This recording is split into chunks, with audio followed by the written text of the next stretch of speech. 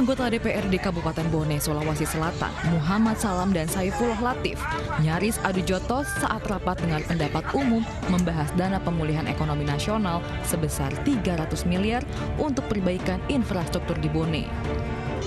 Sebelumnya, ketegangan antara kedua anggota DPRD ini sudah terlihat saat keduanya saling adu argumentasi di rapat.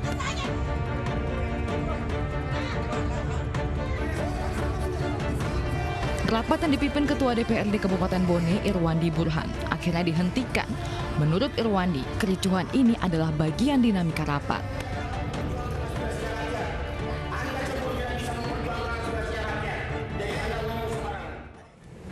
Pemirsa, Polda Metro Jaya meringkus 4 pelaku pemalsuan surat hasil swab PCR di Jakarta.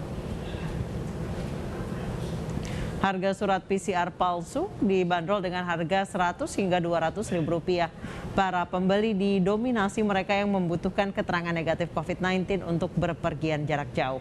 Pelaku memasukkan surat keterangan hasil PCR milik rumah sakit atau klinik di DKI Jakarta tanpa adanya pemeriksaan. 1 dari 4 pelaku yang ditangkap masih di bawah umur.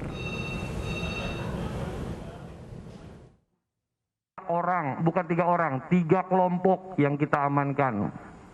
Bagaimana caranya? Caranya dia tawarkan ini melalui satu media sosial, orang memesan yang dengan surat ini dia bisa melakukan seolah-olah dirinya negatif COVID. Padahal belum tahu, inilah dampak bahayanya dari surat palsu ini dalam rangka penanggulangan. Pemerintah resmi memperluas pemberlakuan pembatasan kegiatan masyarakat atau PPKM darurat di luar Pulau Jawa dan Bali. Sebanyak 15 daerah di luar Jawa Bali akan mulai diberlakukan PPKM darurat pada 12 Juli. Ke-15 daerah tersebut diantaranya Padang, Bukit Tinggi, Medan, Tanjung Pinang, Pontianak, Manokwari, dan Sorong. Penetapan ini juga berdasarkan tingkat keterisian tempat tidur rumah sakit yang sudah melewati dari standar WHO.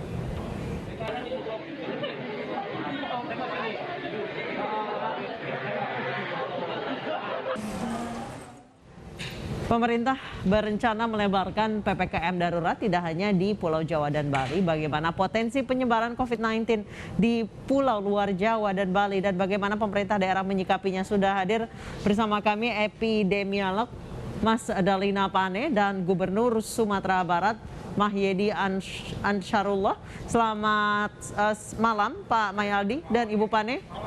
Selamat malam. Baik, saya ke Pak Mahyedi terlebih dahulu. Pak Mahyedi, sejauh ini kondisi di Sumatera Barat seperti apa, Pak?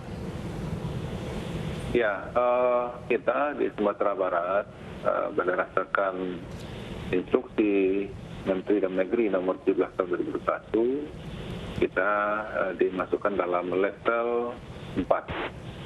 Dan itu ada 4 kota di Sumatera Barat, itu Kota Padang, kemudian Kota Padang Panjang, Kota Bukit Tinggi, dan Kota Solok.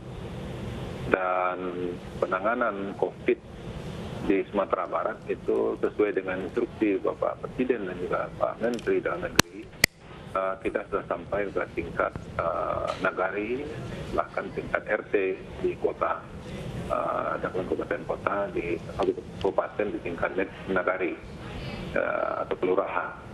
Dan di sana sudah ada peserta COVID kita yang melakukan tugas-tugas sebagaimana yang diarahkan di dalam Baik. Pak Mahyedi, sejauh ini bagaimana rencana penyekatan karena daerah-daerah ini tidak ada yang berbatasan langsung ya Pak ya? Tidak, itu memang dibatasi oleh kabupaten-kabupaten lain. Seperti Padang dia sendiri, dan kemudian Solo dan kemudian juga Bukit Tinggi dan Padang Panjang. Jadi memang kota-kota itu berada di dalam kabupaten. Dan kita sesuai dengan instruksi Menteri Dalam Negeri nomor 17, itu sudah kita lakukan upaya untuk WFA dan WFO kemudian juga di kantor, kemudian juga di BUMD, dan kemudian juga kita kemarin kita sudah melakukan koordinasi dengan jajaran Forkopimda, kemudian juga bupati wali kota. Ya. Baik, untuk bed occupancy rate di Sumatera Barat sendiri seperti apa, Pak? Ya, kita memang terjadi peningkatan akhir-akhir ini dan signifikan atau tidak, Pak Mahyedi? Ya, cukup signifikan. Baik, saya ke Ibu Pane. Ibu Pane, sejauh ini pelebaran PPKM darurat di 15 wilayah lain di luar Pulau Jawa dan Bali. Apakah nanggung 15 atau enggak sekalian semuanya aja, Bu?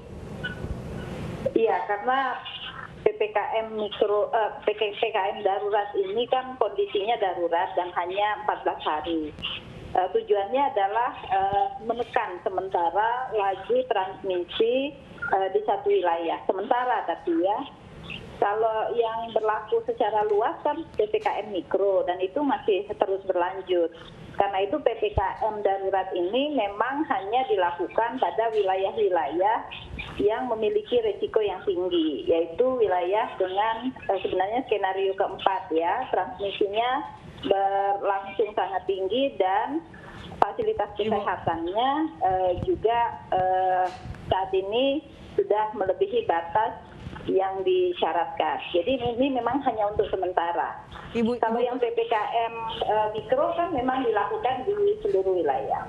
Baik, Ibu Pane, kalau menurut Anda untuk kepatuhan menjalankan protokol kesehatan, terutama menggunakan masker saja yang paling basic, itu lebih patuh masyarakat di Pulau Jawa Bali atau mereka yang ada di luar daerah, Ibu?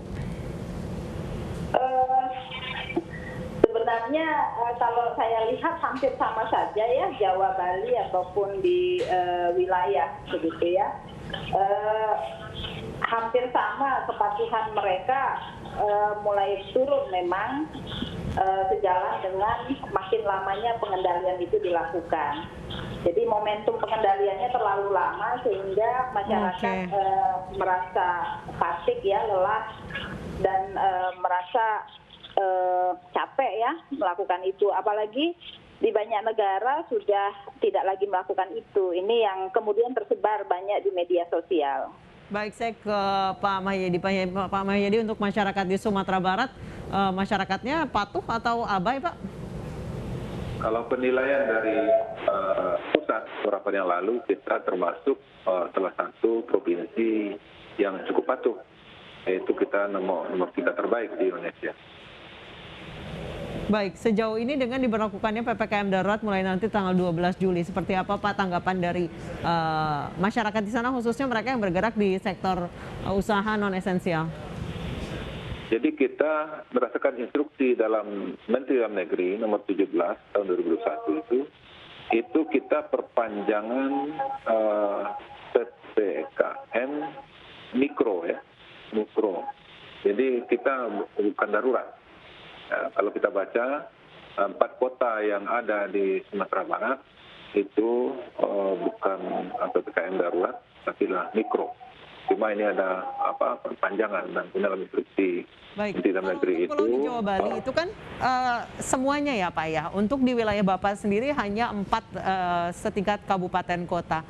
Bapak sendiri mengaturnya bagaimana? Apalagi dengan kota-kota yang ada di dalam 4 kota itu, maksudnya beririsan langsung dengan 4 kota itu, sementara di wilayahnya tidak ada PPKM darurat gitu. Kita di Sumatera Barat, kita sudah punya perda, itu perda nomor 6 tahun 2020 ya, tentang menyikapi dalam situasi kondisi sekarang ini. Baik. Dan dalam hal ini itulah yang dipedomani oleh kabupaten kota di Sumatera Barat. Jadi dan dengan perda itu semuanya sudah diatur dan sudah dijelaskan bagaimana dan apa yang harus dilakukan oleh kabupaten kota. Nah, maka itu kebijakan-kebijakan secara teknis itu dilakukan di kabupaten kota tersebut. Baik Pak, untuk persiapan penyaluran bansos karena PPKM mulai hari Senin, seperti apa persiapan dari Pemprov? Ya, untuk penyaluran bansos, Pak? Oh, Pak, kita tetap ini di dana-dana yang ada di kelurahan ataupun juga nagari, dan kemudian juga untuk bantuan tetap berjalan seperti mana biasa. Dan apalagi kita di kota-kota itu kita sudah melakukan pendistribusiannya melalui online.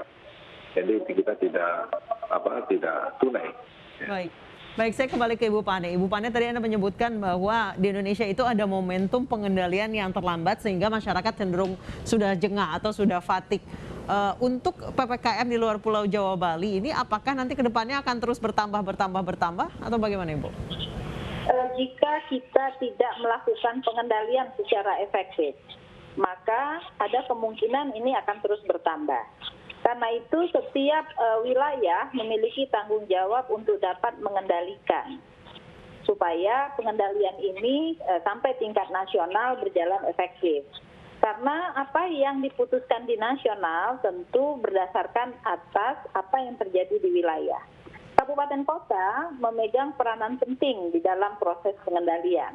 Karena itu kita bertumpu kepada para pimpinan di kabupaten kota untuk dapat melakukan pengendalian secara efektif. Baik, saya kembali ke Pak Mahyedi. Pak Mahyedi, untuk di Sumatera Barat sendiri, tadi Bapak menyebutkan bahwa bed occupancy rate ini cukup tinggi. Apa strategi ke depannya dari Pemprov Sumatera Barat? Apakah memang ada rencana mengubah beberapa rumah sakit menjadi full COVID, Pak? Ya, jadi kita sesuai dengan instruksi Menteri Dalam Negeri nomor 17, bahwasanya kita ditekankan yang pertama sekali kita harus meningkatkan tracing, testing, dan treatment itu kita optimalkan, kita maksimalkan dengan upaya yang dilakukan di masing-masing kabupaten kota. Dan bahkan kita juga sudah memfasilitasi dengan tes secara mobile ke daerah-daerah yang perlu kita berikan dukungan. Dan kemudian untuk penanggulangannya memang kita berupaya untuk menghadirkan tempat isolasi di nagari-nagari ataupun juga di RT-RT sehingga memang hanya kita diperbolehkan hanya 20% untuk mandiri, nah selebihnya itu dilakukan isolasinya di nagari-nagari ataupun juga RT tersebut. Dan kemudian juga ada tempat-tempat isolasi yang kita sediakan di yang diadakan oleh pemerintah kota dan kabupaten di Sumatera Barat termasuk pemerintah provinsi. Baik, Pak Mahyedi, sejauh ini kalau untuk di Sumatera Barat sendiri, apakah ke depannya akan ada rencana tenda darurat, kemudian apakah sudah mempersiapkan kebutuhan oksigen, melihat apa yang terjadi di Jakarta saat ini, Pak? Memang kita melakukan evaluasi tentang ketersediaan tempat-tempat isolasi tentunya, dan kemudian juga ketersediaan oksigen, termasuk juga alat bantu pernafasan, dan sampai sekarang ketersediaan itu cukup memadai. Namun demikian kita berupaya untuk mengantisipasi untuk ke depan. Iya, bagaimana untuk vaksin di sana, Pak? Alhamdulillah vaksin kita sudah cukup baik, bahkan sudah lebih 81%, bahkan mendekati 90%, dan justru karena memang vaksin kita lakukan ada gebiar vaksin, kemudian juga TNI Polri bersama dengan pemerintah daerah juga bersinergi, justru sekarang ini ketersediaan vaksin itu menipis. Dan justru kita berharap dukungan daripada pusat untuk segera untuk pengiriman, karena memang masyarakat kita di Sumatera Barat sekarang ini cukup antusias untuk melaksanakan vaksin di banyak tempat. Baik, terima kasih Pak Mahyedi Ansrullah, Gubernur Sumatera Barat, dan Ibu Mazdalina Pane, epidemiolog, telah bergabung bersama kami di Newsroom. Pemirsa, usai jeda, seorang perempuan dengan luka di leher ditemukan terkunci di rumah kontrakannya. Kami akan perbarui informasinya usai jeda berikut.